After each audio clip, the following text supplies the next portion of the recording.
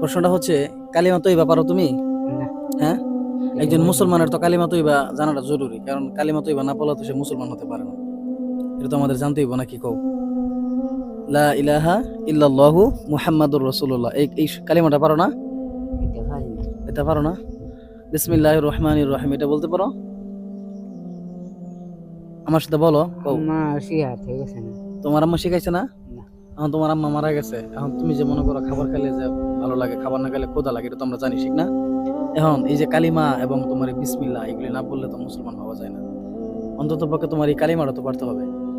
মরার পরে যে আল্লাহ তাআলা আমাদেরকে জান্নাত দিবে, এখন এই জান্নাত পেতে হলে তো অবশ্যই কালিমা লাগবে, মুসলমান হতে হবে, আর মুসলমান ছাড়া কেউ জান্নাতে যেতে পারবে না।